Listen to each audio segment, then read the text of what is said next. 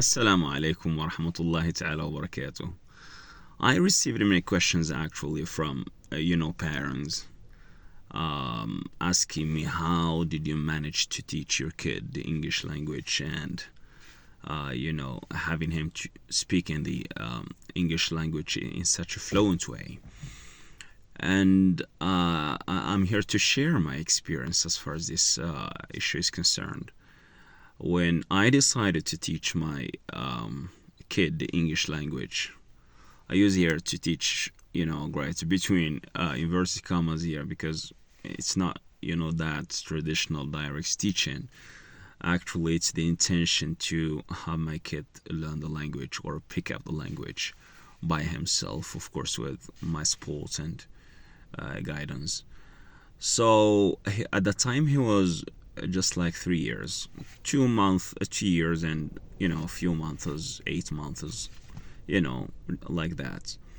So I decided, I had in mind the idea to, seize the opportunity to seize this critical period, as it's, very known in the literature, in order to help him learn and pick up the English language, in a very short time, very short period, and in such a fluent way, to develop that kind of native like proficiency, and just like the mother tongue.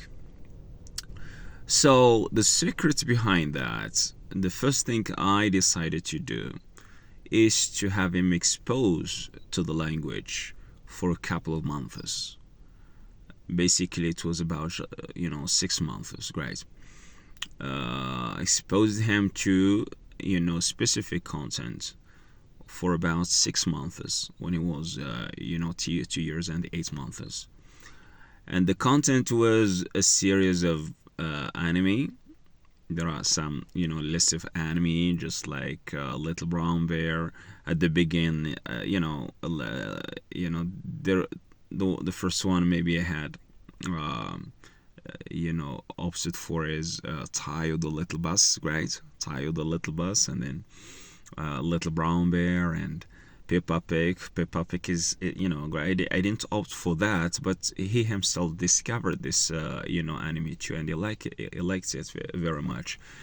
Though, of course, there are some, specific contents that we got to pay attention to as far as Peppa Pig is concerned.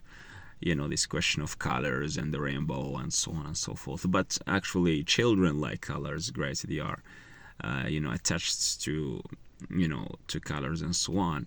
And they don't have any idea about that ideology and so on, right? So I don't see any harm, exposing, the child, to such anime, right? Because right, they like colors, right? Okay, they perceive those colors just as colors. They don't have any kind of interpretation or any kind of interpretations regarding the ideology behind the colors and so on. They just know that these are colors. They learn colors. They learn that it's a rainbow. That's all, right? Just like the natural rainbow, they know.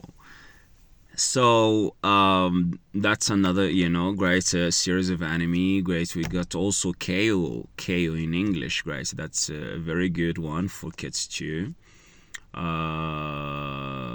One thing more is a list of channels, of YouTube channels, right? There are many YouTube channels that target children for the purpose of teaching them the English, or at least exposing children to rich content, right, in English.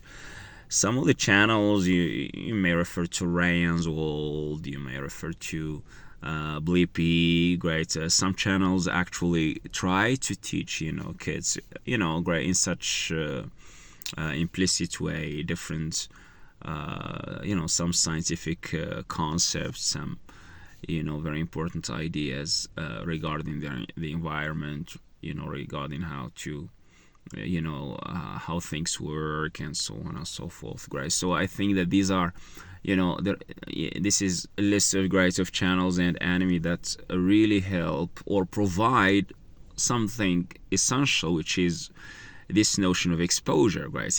This notion of a rich, comprehensible, engaging, and more appealing inputs, for kids, right? Kids are actually attached, to such content, but this should be, processed and should be done, of course, with full control and attention and care from parents. It should always be there. You should always select exactly what the kids should watch and so on. Watching and listening, that's very important. So that was the habit, for a couple of months, just like 6 months.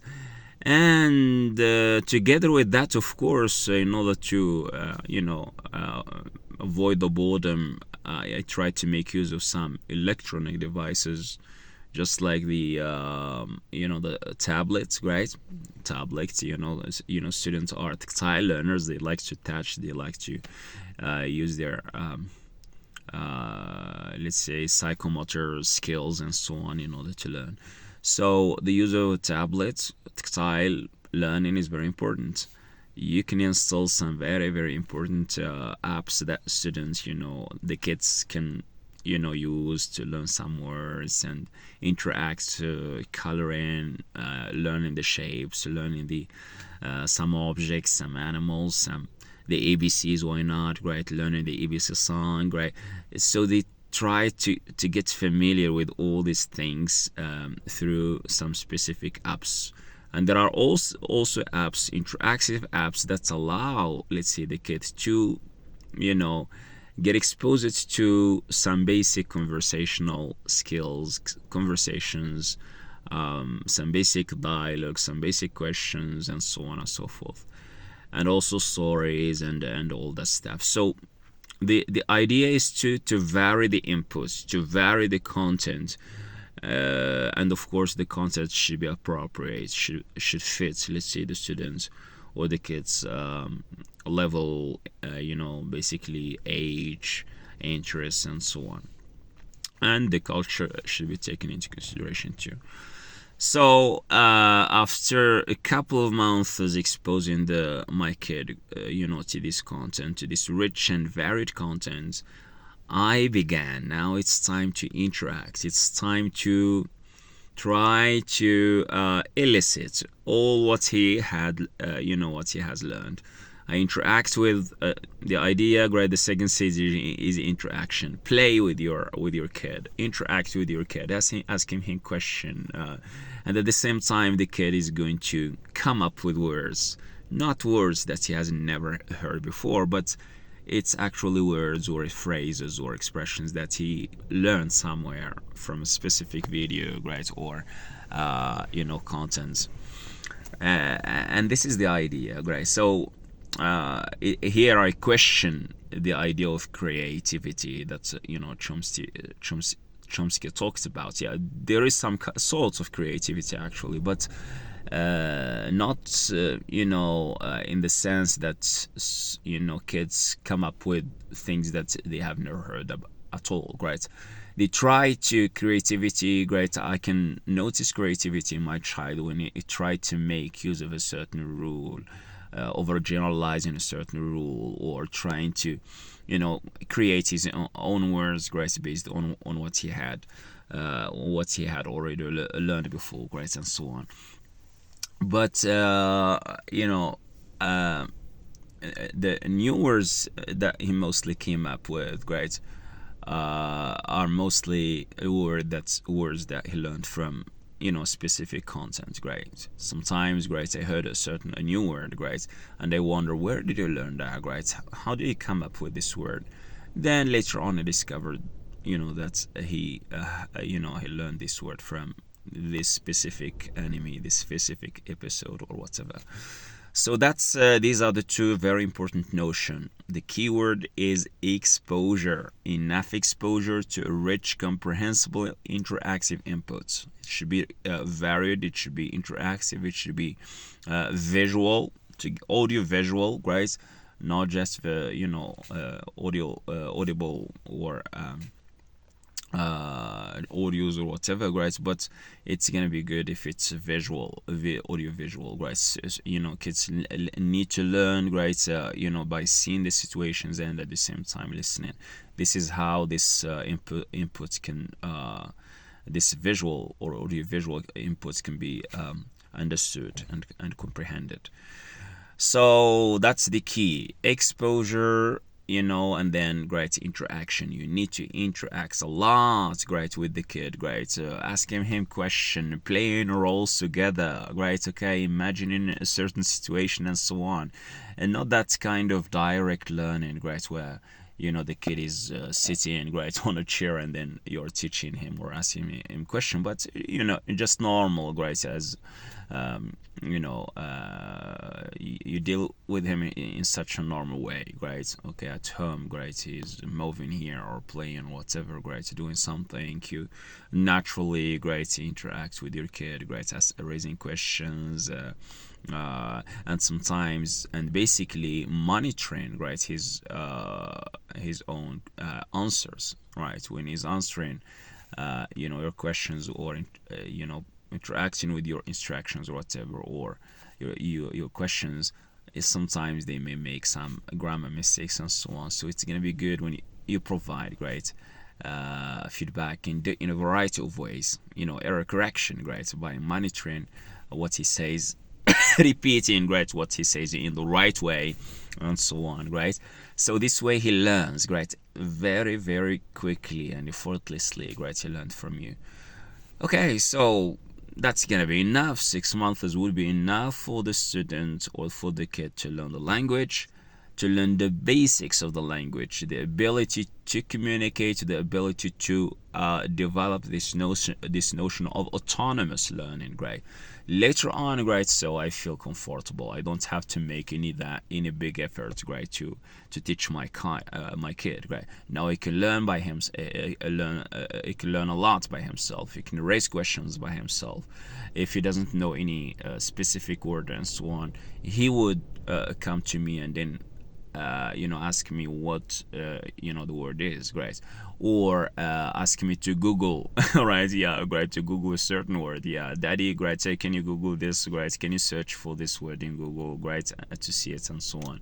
And I really do that, right? And I learn, great, I start learning from my kid, great, because you know, he watches a lot of content regarding the basically some of the content, you know, digital content right now that's absorbs and you know, appeals or attracts the attention of most kids today, also has to do with those gaming channels. Those gaming channels, basically Roblox, Minecraft, and so on.